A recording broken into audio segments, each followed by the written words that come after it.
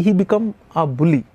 ಯಾವ ಮಟ್ಟದಲ್ಲಿ ಅಂದರೆ ತನ್ನ ಒಂದು ಆಫೀಸ್ನಲ್ಲಿ ಕೂತ್ಕೊಂಡು ವಿಂಡೋ ತೆಗಿತಾನೆ, ಎದುರುಗಡೆ ಆ ಬಿಲ್ಡಿಂಗ್ ಅದೇ ಎಷ್ಟು ವರ್ಷದಿಂದ ನೋಡ್ತಿದ್ದೆ ಅದು ಹಂಗೆ ಕಾಣ್ತಿದ್ದೆ, ನಾನು I want to change the look, ಆ ಬಿಲ್ಡಿಂಗ್ ಕೊಂಡ್ಕೊಂಬಿಡು ಅಂತಾನೆ. Sir it is not for sale ಅಂದರೆ, ಹೇ ಇಲ್ಲ ಕರೆಕ್ಟಾದ ಬೆಲೆ ಕೊಡು, ನಾನು ಹೇಳಿದೆ ಅಂತೇಳು, ನಾವು ಮಾರೇ ಮಾರ್ತಾರೆ, ಐ ವಾಂಟ್ ಇಟ್ ಅಂತ ನಾವು ಕೊಂಡ್ಕೋತಾನೆ, ಅದನ್ನು ಕೊಂಡ್ಕೋತಾನೆ. ಆಮೇಲೆ ಅವ್ನಿಗೆ ಇವು ಚೆನ್ನಾಗಿ ಬೇಕು ಅಂತ ಒಳ್ಳೆ ಬಿಲ್ಡಿಂಗ್ ಕಟ್ತಾನೆ, ಇವನ್ ರೂಮಿಂದ ಕೂತ್ಕೊಂಡ್ರೆ ಕಾಣಬೇಕು ಅಂತ.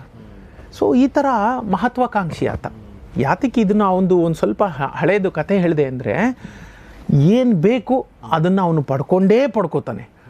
ಐದರ್ ನೀವು ನೇರ ಮಾರ್ಗದಲ್ಲೇ ಆಯಿತು, ವಾಮ ಮಾರ್ಗದಲ್ಲೇ ಆಯಿತು, ಬೇಕು ಅಂದಿದ್ದನ್ನು ಪಡ್ಕೊಂಡೇ ಬರ್ತಾನೆ ಅವನು. ಆ ಮಟ್ಟದಲ್ಲಿ ಬಂದು ಅವನಿಗೆ ಯಾರು ಇದುವರ ತನಕ ಎದುರು ನಿಂತೋರೇ ಇಲ್ಲ. ನೋಡ್ಕೊಂಬಂದ್ರೆ ಇಲ್ಲಿಯ ತನಕ ಹಾದಿಯಲ್ಲಿ ಅದು ಬಿಸ್ನೆಸ್ಸಲ್ಲಿ ನಡೆದೋಗುತ್ತೆ. 100 ಕೋಟಿ ಅಂತ ಹೇಳಿದಾಗ ಎಲ್ಲ ಕೊಡು ಅಂತ. ರಾಜಕೀಯದಲ್ಲಿ ಫಸ್ಟ್ ಟರ್ಮಲ್ಲೂ ಹಂಗಾಗಲಿಲ್ಲ. ಸೆಕೆಂಡ್ ಟರ್ಮಲ್ಲಿ ಈಗ ಏನು ಮಾಡ್ತಿದ್ದಾನೆ ಆತ, ಅದನ್ನು ಬಿಸ್ನೆಸ್ಸು ಅಂತ ಅನ್ಕೊಂಡ್ಬಿಟ್ಟಿದ್ದಾನೆ. ಇಲ್ಲ ನನಗೆ ಗ್ರೀನ್ಲ್ಯಾಂಡ್ ಬೇಕು, ಅವ್ನಿಗೆ ಅದೇ ನೇಚರೇ ಅದು, ನನಗೆ ಗ್ರೀನ್ಲ್ಯಾಂಡ್ ಬೇಕು. ಅವ್ನು ಏನು ಹೇಳ್ತಾನೆ ಅಂದರೆ ಉದ್ದಟತನ.